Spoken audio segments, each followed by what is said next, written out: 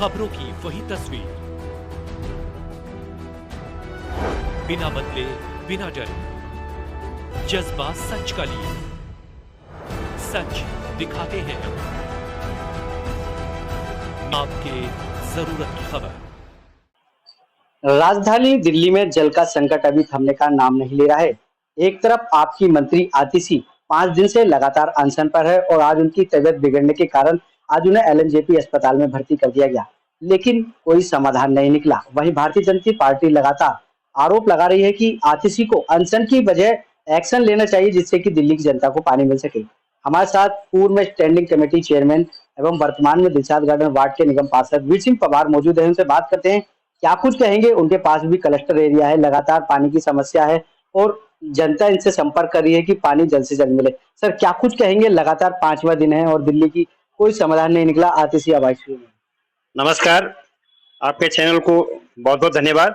आप लगातार पब्लिक संबंधी इस तरह से विषय उठाते रहते हैं और आज जिस तरह से दिल्ली अपने को ठगा महसूस कर रही है, पिछले 15 साल कांग्रेस ने दिल्ली को ठगा और वर्तमान में आम आदमी पार्टी जो इस भरोसा दे के आ रही थी कि मैं शीला दीक्षित ने टैंकरों को भ्रष्टाचार और बड़ा घोटाले गड्ढा बनाया हुआ है, मैं हर घर में जल पहुंचाऊंगा, नल से पहुंचाऊंगा।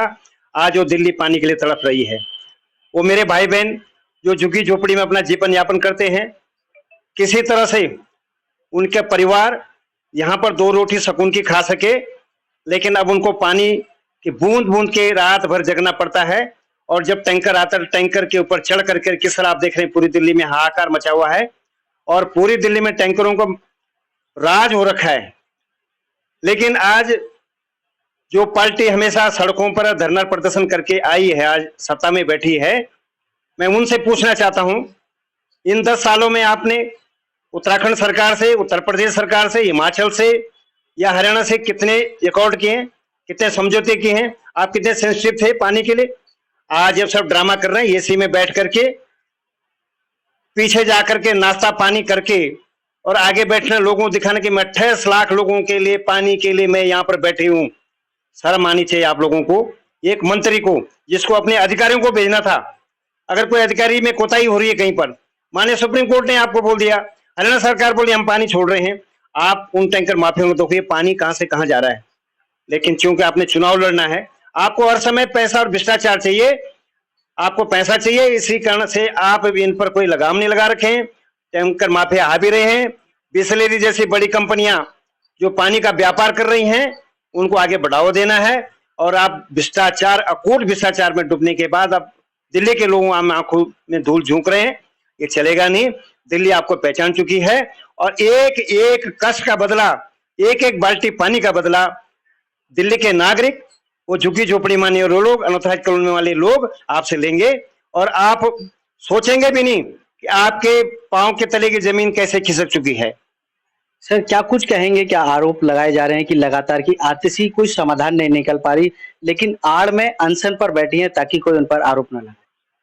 आपके पास निजी सचिव है, मुख्यमंत्री का पूरा अमला है, जिन्होंने जहां जिस विषय पर बात करनी थी, अधिकारियों ने दूसरे स्टेट के अधिकारियों से बात करनी थी, आपने उस पर तो कोई काम किया नहीं। आप आरोप पे आरोप लगा रहे हैं, हरियाणा पानी नहीं छोड़ रहा है, इतना किसक पानी नहीं छोड़ रहा है। अरे आप ये तो देखिए, पानी आपका संवर्धन करके लिए क्या किया। आपके पास इतनी बड़ी यमुना नदी है, 10 साल में यमुना नदी का पानी जो बाढ़ में आता है रेस्टोर करने के लिए आपने क्या कदम उठाए, यही पब्लिक पूछ रही है। पब्लिक ये पूछे, पब्लिक बड़ी समझदार हो, बोले कि आपने जो पानी आगे समुद्र में चला जाता है उसको रिस्टोर करने के, जमीन के अंदर वो पानी जाए, उसके लिए क्या व्यवस्था की आपने? कितने वाटर ट्रीटमेंट प्लांट बनाए आपने? आप एक भी तो बता दो कि मैंने बनाए नहीं बनाए। आपने उनको मोटिवेशन किया। मैं कहता हरियाणा आपको 200 MGD पानी देता है, आप उसको रखने की क्या आपके पास क्या व्यवस्था है, आप मुझे बताएं। आपको पूछा भी क्या, भारतीय जनता पार्टी लगातार पूछी है, हरियाणा सरकार अगर 200 या पंजाब सरकार आपको पानी देती है, ये पानी फिर समुद्र में जाएगा, आपने तो कोई उसकी रखने की व्यवस्था कुछ की नहीं। ये सब ड्रामाबाजी है।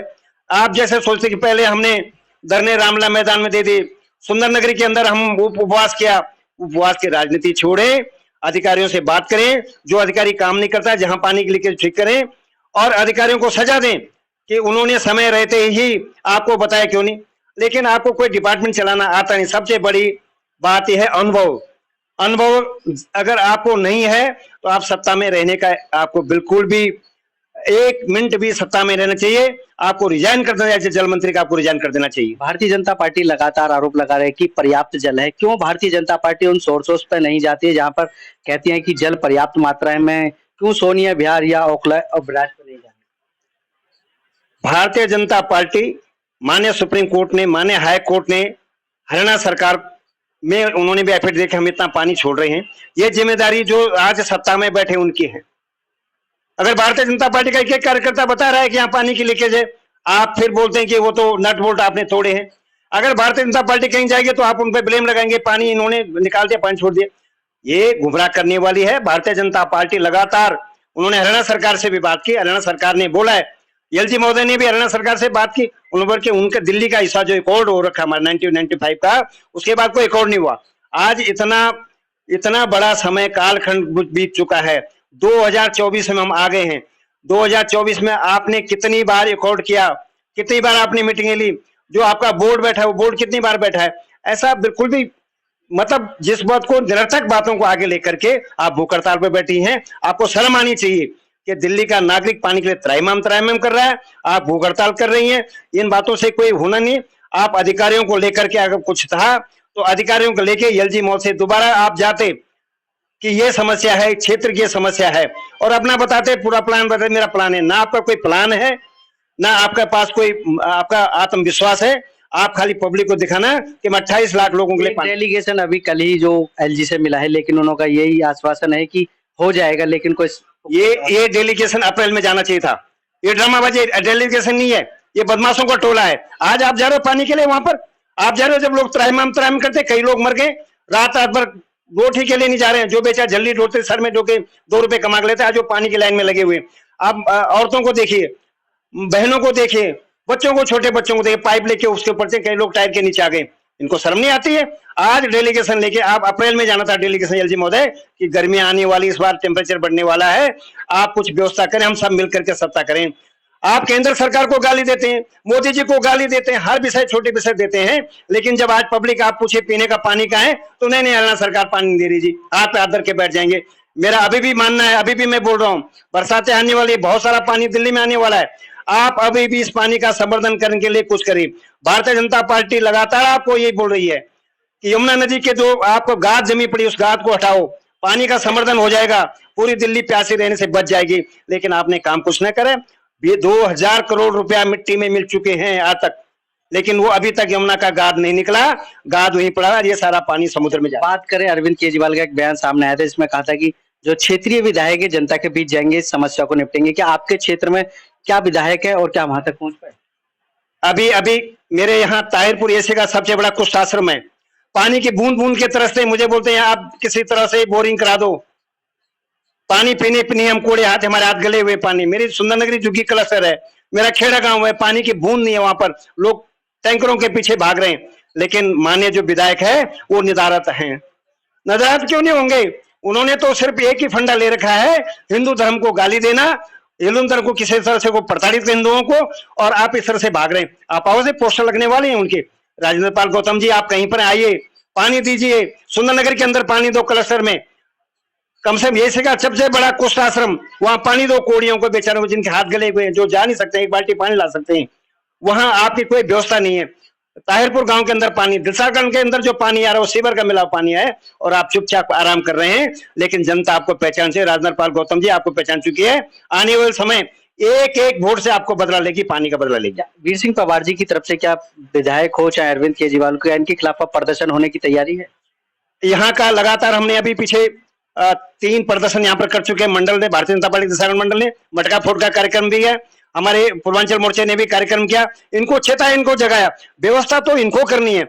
और इनको मैं चेतावनी देता हूं, मेरे कुष्ठ आश्रम में, सुंदरनगर की झुग्गी में, इन 5-7 दिनों में अगर आपने व्यवस्था, तो महासंग्राम होगा सड़कों पर।